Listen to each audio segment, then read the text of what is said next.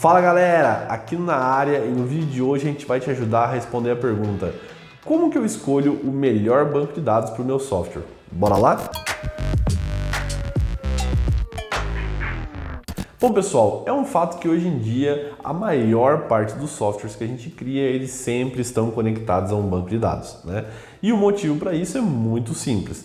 Você geralmente quer armazenar informações que o usuário está provendo ali, né? Ou que o usuário está tentando ler, né? Então assim, essa interação com o banco de dados geralmente ela é de abastecer ele com informações e depois ler essas informações e aplicar algum tipo de regra de negócio ali e fornecer para o usuário. Isso é muito comum, pessoal. Eu diria assim que milhões, bilhões de softwares ao redor do mundo fazem isso dia a dia. Então, sempre surge uma pergunta que é: como que eu escolho o melhor banco de dados para minha aplicação? Não sei. Infelizmente, a notícia triste para isso é que geralmente o pessoal não escolhe, né? Ele vai assim no banco de dados que ele conhece, e é por isso que bancos de dados como OracleDB, MySQL, PostgreSQL e SQL Server são os mais utilizados. Mas a boa notícia que eu tenho para te dar é que você não precisa ficar refém a esses bancos de dados, tá? Você pode então ter aí uma capacidade de um senso crítico em torno do banco de dados em si, para que você possa escolher o que melhor te atende, beleza? Então, nesse vídeo aqui a gente vai te ajudar então a levantar algumas perguntas que, baseado nas respostas delas, você possa então escolher qual é o melhor banco de dados para o teu cenário. Beleza? Então, bora lá. Bom, pessoal, vamos começar então com a primeira pergunta, que é: o que é um banco de dados, né? Então, assim, um banco de dados, pessoal, ele é um local onde você está armazenando informações, tá?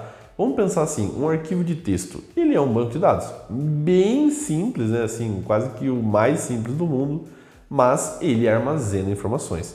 A memória do teu computador, ela também pode ser um banco de dados, né? Porque eu também estou armazenando informações. A questão é que no dia a dia a gente acaba procurando soluções mais robustas, né? Mais complexas e mais bem estruturadas. É por isso que a gente não utiliza muito esses dois métodos.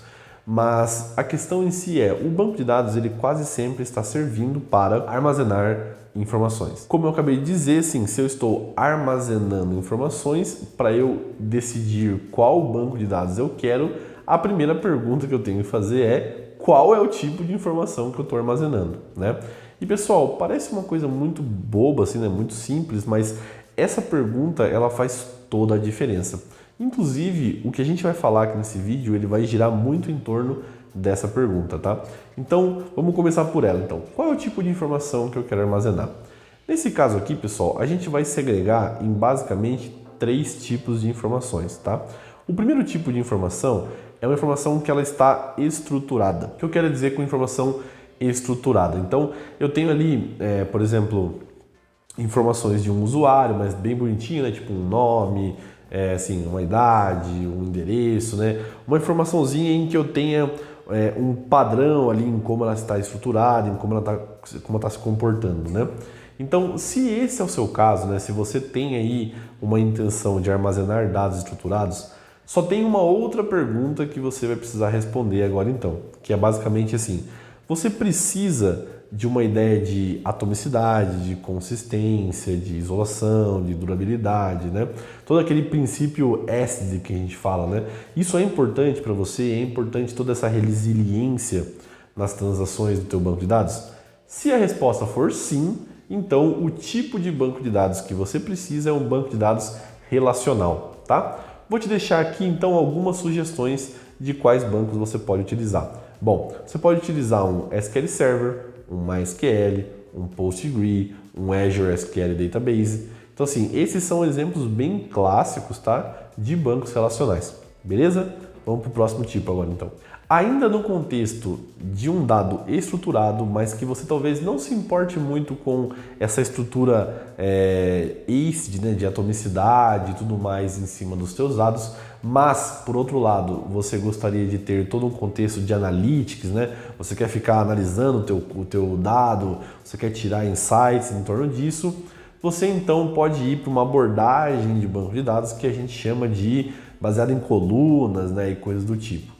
Bom, algumas sugestões de bancos para você utilizar nesse contexto de analytics que eu posso te dizer é: o Snowflake, o Databricks, o Redshift, Azure Synapse.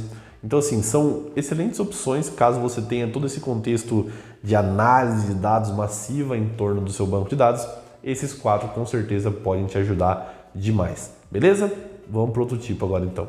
Bom, pessoal, se o teu tipo de dado agora então, ele está numa perspectiva que a gente chama de semi-estruturado, né? Ou seja, eu tenho um dado um pouco bagunçado, eu tenho um pouquinho dele que está mais organizadinho, né? Então eu tenho esse contexto um pouco mais flexível da minha informação.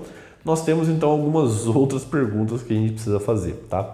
Bom, a primeira pergunta, pessoal, é assim: você quer uma abordagem que a gente chama de dicionário, né? Ou seja, eu tenho uma chave e um valor, onde essa chave ela é única, mas o valor ele pode se repetir. Se essa estrutura te serve, então você tem algumas opções excelentes de banco de dados no mercado, tá? Um exemplo muito clássico dele é o DynamoDB, né? Nós temos também o CosmoDB, o Redis, o Ignite. Então também são excelentes opções caso você queira essa estruturinha, né? Uma característica de banco de dados chave-valor é que a busca nele é muito rápida, porque geralmente você busca também baseado na chave, né? Então, se eu tenho uma chave, a minha busca ela vai direto, né? É uma única transação. Isso é uma característica muito legal desse tipo de banco de dados. Então, se é isso que você está procurando, com certeza pode servir muito bem. Se você de repente precisa de uma abordagem com cache, ou até mesmo se você quer ter um banco de dados com chave-valor, mas você também precisa de uma abordagem onde você tenha um cache, né? Ou seja, o dado armazenado em memória para você não ficar toda hora batendo no banco de dados, nós também temos algumas opções para você aqui. Uma delas, pessoal, é essa ideia do Elastic Cache, né? Então ele também serve muito bem para você cachear um pouquinho a tua informação, para aliviar um pouquinho essa busca no teu banco de dados. Uma outra abordagem pode ser o Azure Cache for Redis, né, da Azure, também é muito utilizado. E também tem aqui então o Main Cache também, que é uma excelente opção. Então isso meio que permeia, pessoal, essa abordagem onde você quer aliviar um pouquinho a carga em cima do teu banco de dados, por ficar então cacheando informações para que a busca seja um pouco mais rápida, né? Se isso é uma coisa importante para você, um exemplo de cenário onde isso é interessante é quando você tem um dado que ele não vai ficar mudando muito no teu banco de dados, mas você sempre está buscando por ele, né? Então é interessante que você faça um cache dessa informação para que você alivie então a carga no teu banco de dados, beleza? Vamos para o próximo então. Bom, pessoal, ainda no contexto do semi-estruturado, se você de repente precisa de uma abordagem onde você tem essa estrutura de chave-valor, mas você precisa de um dado um pouco mais complexo, né? Então, talvez você tenha aqui uma abordagem que a gente chama de bidimensional de chave-valor. Nós temos algumas opções aqui. Mas existe uma outra pergunta que você precisa fazer, que é o seguinte: você precisa de uma estrutura quase que matricial, né? Onde você tem várias colunas, você precisa de um dado um pouco mais distribuído? Se esse for o seu caso, né, algumas opções excelentes que nós temos aqui é o CosmoDB, o Banco Cassandra, né, o HBase, né, ou HBase, né, como o pessoal aqui no Brasil chama. Então, assim, são excelentes opções caso você tenha esse cenário, porque você consegue ter um banco muito robusto e com esses dados bem distribuídos, tá? Se você, por outro lado, precisa de uma abordagem onde você está fazendo análise, né? E você precisa ter ali séries temporais, então uma coisa bem analítica, quase que matemática, também existem opções excelentes para você, tá? Algumas que eu diria aqui são o TimeStream, o CosmoDB e o ScyllaDB, tá? Nesse caso, pessoal, perceba que é um cenário muito específico do teu banco de dados, tá? Então, se de repente você nem sabe se teu banco precisa disso ou não, possivelmente ele não precise, tá? Esse tipo de banco de dados é muito utilizado quando você tem ali estruturas que vão trabalhar próximos com Data Lakes, né, com Big Data, Data Science ou até mesmo BI, então isso é muito comum. Se não é o teu caso, possivelmente você não precisa. Beleza? Vamos para o próximo. Se ainda no contexto dessa bidimensionalidade de bancos chave-valor, se você precisa muito de auditoria em torno do teu banco, né? Se todos os dados que entram ali é muito importante, muito crítico e você quer ter então um controle maior em cima da tua auditoria, existem algumas opções também que você pode utilizar, tá? Eu mencionaria aqui então o QLDB, tá? Que ele já tem essa abordagem de ledgers, né? Onde você fica ali carimbando as transações. é muito interessante. E também eu traria como sugestão o Azure SQL Database Ledger também, né? Então assim, são duas opções muito boas, mas de novo, é um cenário muito específico, tá? Essa estrutura de auditoria, você pode fazer isso via software também, mas existem cenários onde é muito importante que a auditoria esteja na tua base de dados. Então, se esse é o caso, você também tem aí algumas opções bem interessantes, beleza? Bom, se por outro lado você precisa de dados que vão lidar mais com essa questão de localização, com geoentidades, né? Você também tem algumas opções bem interessantes, tá? Eu posso mencionar aqui, por exemplo, o Keyspace, eu posso mencionar aqui o CosmoDB, o Solar e até mesmo o MongoDB com aquela estruturinha do GeoJSON dele, né? Então, assim, esse é um tipo de banco de dados que está se tornando muito comum, tá? À medida que você trabalha com aplicações mobile ou que o ponto de acesso do teu software ele é distribuído no planeta, às vezes é interessante que você tenha esse tipo de informação coletada e aí tem esses tipos de banco de dados bem especializados para te ajudar com isso aí, beleza? Então, assim, pessoal, esses eram os tipos que a gente pode falar dentro desse mundo, dessa bidimensionalidade do chave-valor, tá? Mas agora vamos ver um outro tipo aqui. Bom, pessoal, se o teu dado ainda está no contexto do semi-estruturado, mas agora talvez você queira uma abordagem de grafos, né? Então, onde os teus pontos estão se relacionando entre outros pontos, também tem excelentes opções, tá? Por exemplo, o Neptune, você pode utilizar o CosmoDB, você pode utilizar o OrientDB e o Neo4j, né? Essas são as 4 opções aí que eu te recomendo. São bancos bem robustos, tá? Com muita coisa na internet, tem muito curso, inclusive, caso você queira aprender a utilizar ele na internet. E, enfim, bancos orientados a grafos é uma coisa muito legal e eu gosto bastante. E ele é bem performático também. Então, se isso é uma coisa importante para você, sugiro que você dê uma olhada. Por último, mas não menos importante, dentro desse ambiente do semi-estruturado, nós temos o que a gente chama de bancos para objetos alinhados, né, ou nested objects, né? Nesse caso, pessoal, a única pergunta que você precisa fazer é se você precisa, então, trabalhar com o dado nesse formato, né? E se isso for verdade, você vai precisar de um banco de dados orientado a documento, tá?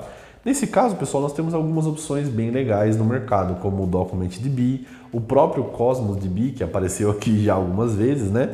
MongoDB e o Couchbase, tá? Então, assim, nesse caso é quando você quer gravar ali documentos inteiros, né? De repente arquivos grandes e tal, você vai para essa abordagem de banco de dados e ele funciona muito bem, é muito robusto, você consegue escalar o teu banco de dados, então pode ser que te sirva muito bem.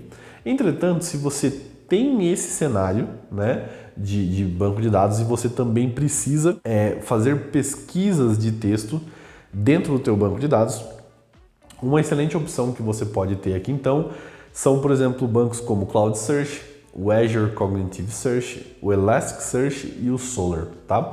Sendo o Elasticsearch e o Azure Cognitive os mais robustos, na minha humilde opinião, tá? Ou mais utilizados. Esse tipo de banco de dados, pessoal, tem caído muito no uso da galera, porque cada vez mais é mais comum você precisar de buscas mais complexas no teu software, né? Ou até mesmo o que a gente chama de Global Search, né? Que é você buscar na tua aplicação e ele buscar em todos os contextos do teu software. Então, se isso é um fato para você, eu recomendo que você utilize esse tipo de estrutura. Bom, o último tipo de dado, então a gente falou sobre o estruturado, o semi-estruturado e agora a gente vai falar sobre o desestruturado, né? O que é um dado desestruturado, por exemplo? Uma imagem, pessoal. Uma imagem é um dado que está desestruturado, né? Você tem ali um conjunto de informações, mas que elas não dizem nada, né, em si. A menos que você olhe, né, e tenha uma leitura diferente sobre aquilo, aí você pode extrair uma informação. Se esse é o tipo de cenário para você, se você precisa armazenar muitos dados desestruturados, você vai querer então um banco de dados que tenha a perspectiva do blob, né? A de storage de blobs, né?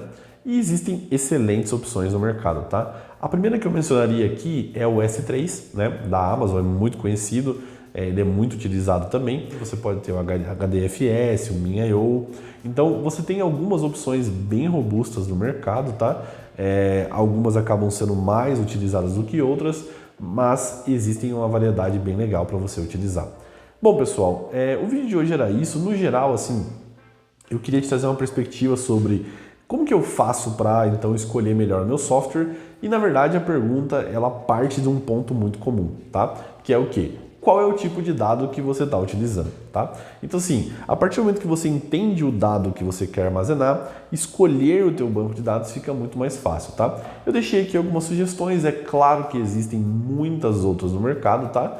Mas as que eu mencionei aqui são as que eu tenho mais experiência, ou que eu vejo o mercado como um todo mais utilizando, mas é óbvio que existem outras, tá? Se você de repente conhece outras opções que eu não mencionei aqui, deixa nos comentários, vamos bater um papo, eu acho que é sempre muito produtivo essa troca de informações. Se você gostou do vídeo, já deixa o like aqui, já curte, compartilha com os seus amigos, tá?